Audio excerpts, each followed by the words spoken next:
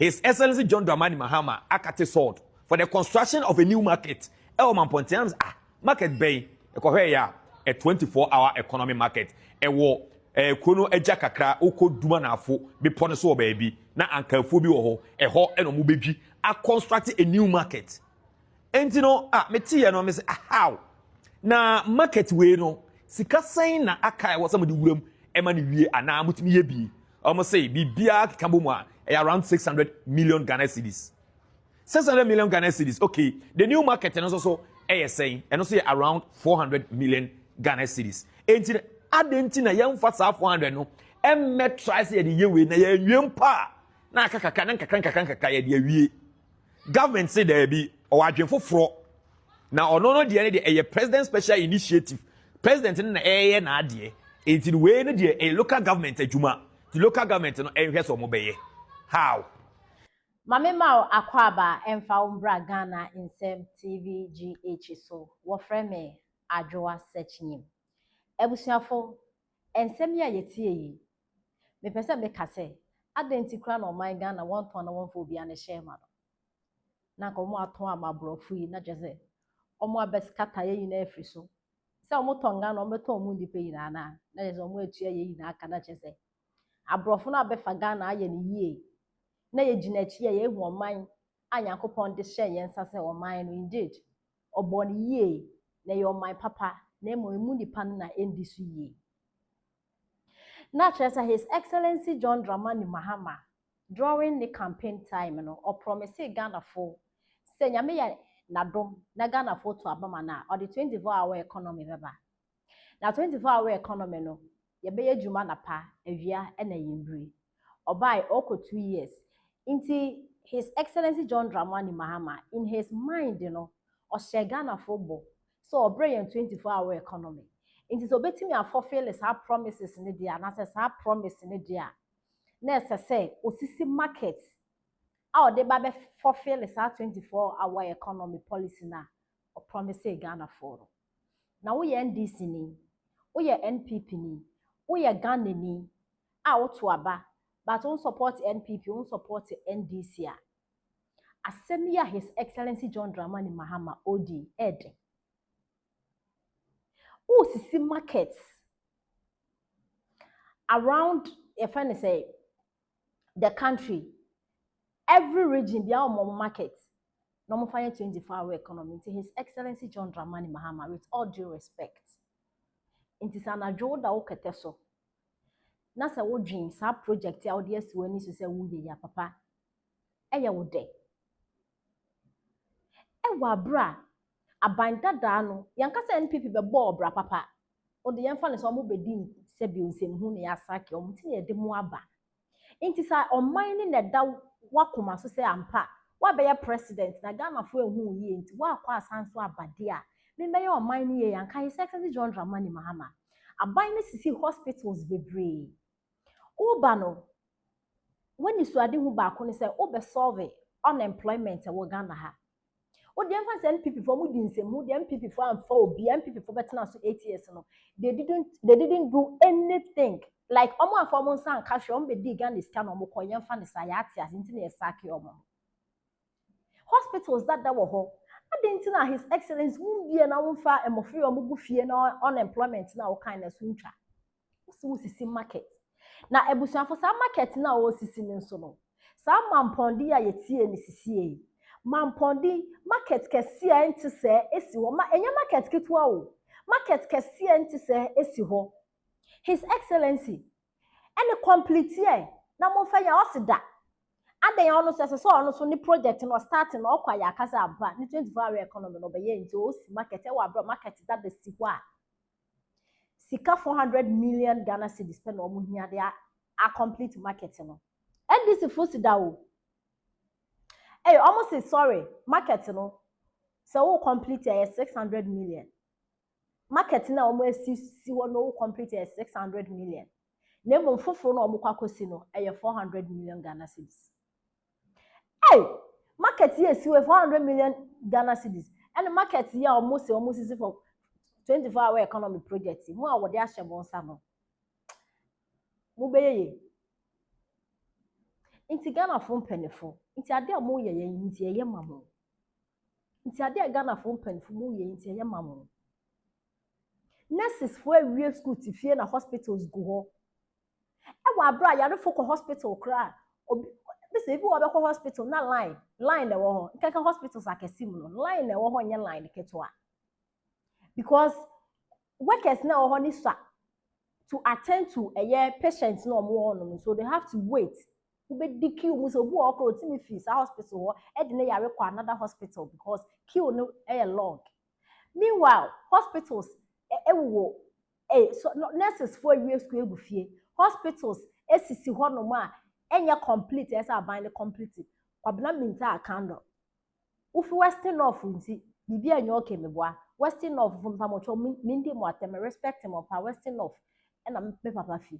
But me patch me ta kan no say Western of funi bi no moto aba NDC na still project bi anko improvement bi anko Western of so still moto aba the NDC no mo ho asem na me kan no. Adwene hye dan fefie no kwabna me ta akando so ye bia.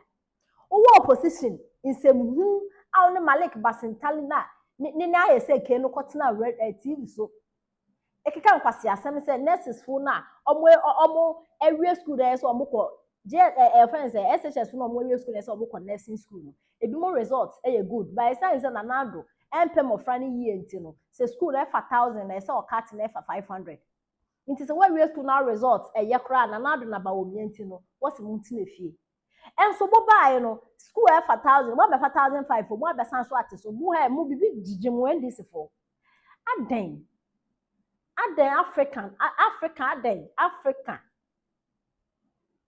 Nigeria, South Africa, Ghana countries na Africa hanom na de ye black nti adwen na black ana me pa mo ncho wo me se bisa omo timi nya accident se bi omo femu mu na omo adwen epie mi hu bida wa hu bida mpacho fa to comment section was adwen no pink ti se de ye hu no TV so na book mu no sa let say adwen kwa say white me bo omo sa adwen white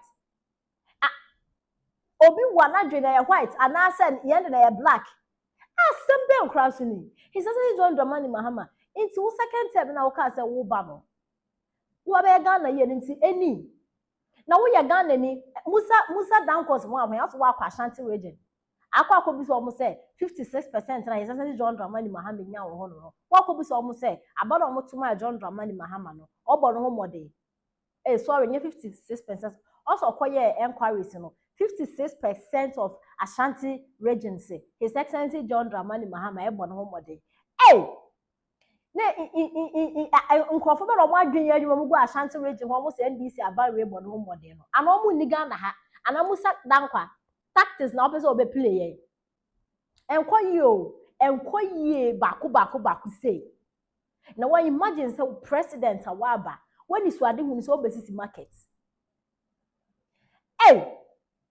market sign na market na obesisi ni kwanya say market hu obesisi na ye de akodi dwa anadwo na wo hisa say John Dramani Mahama wo kwa ya president no wo kasa wo kwa pie 12 o'clock na kota do odwom abekọ na kantumye na ye ni hwafo ye ni okamafo wo man mu Ghana ha citizens na wo ye ni hwafo ye ni okamafo ye nam Ghana ha te say sebio yimuwa bi because unam Ghana ha na asem to wa wonni ska forget asem be foolish case nti me na me so ya na do 12 o'clock 1 o'clock inkodi dwa ene na ma me fo na moto aba say 24 hour economy beba na nti mo ato aba nti 24 hour economy don't do that because ne boye wode so mpa watum mpa abrofo bibia nti wo hu kaka na mo John Dramani Mahama no ye driver wo de car ne ko hwe ho car ne hwe ho wieye no enkrofo ko fa car na atete pansam ebetutwae eye body west ma street car no ma car ne scientist kwa so wo san bag car wo na ho say dan no stable mpam chew nti we de car no me ni yie de me fen ko hwe bio car wo na san gitum e ka chen se won san ye car me san car na san hye ne san say won san fen ko adwuma o san gi ye no potwos na wa da bom pan bia no be hu da bom pan enso car no onye mfe medu ye nti no car wo na ye din se e de jeme no di bedu se kimu a obaje car na firi ni sem onumpo o admire onumpo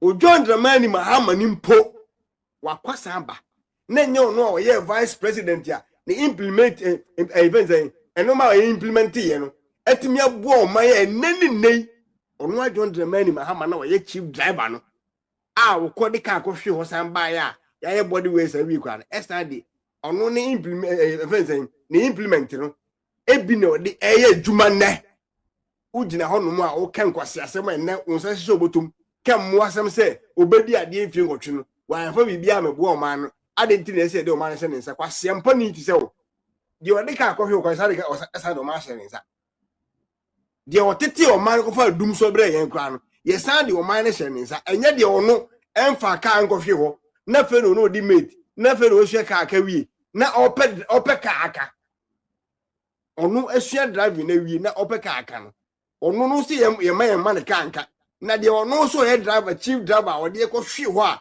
enipa e waka no na ewuye no wasan ba mo no po san ma ne ka so waka ne de on ka ka da hwan akwa sefri hoko krasini wa jimi a wo de wunhwe nyansa na obegina wano ma ana kai asa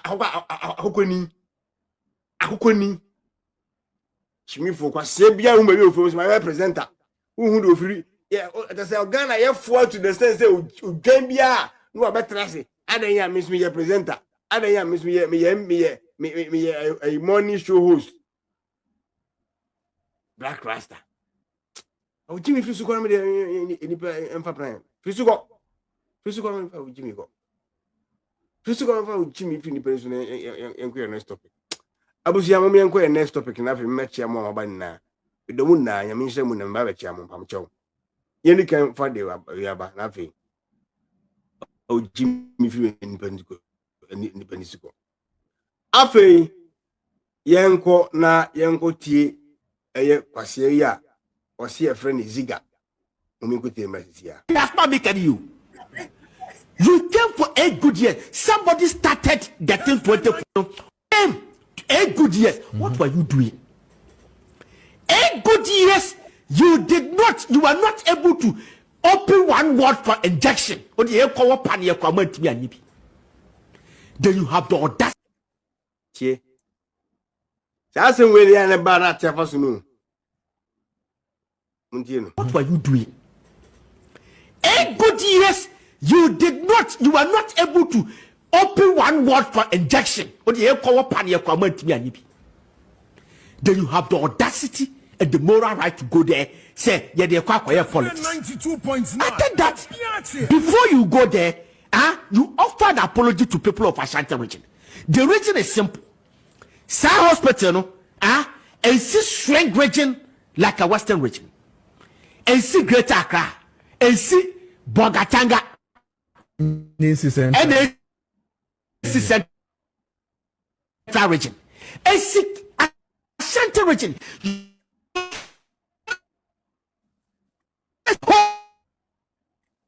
I don't.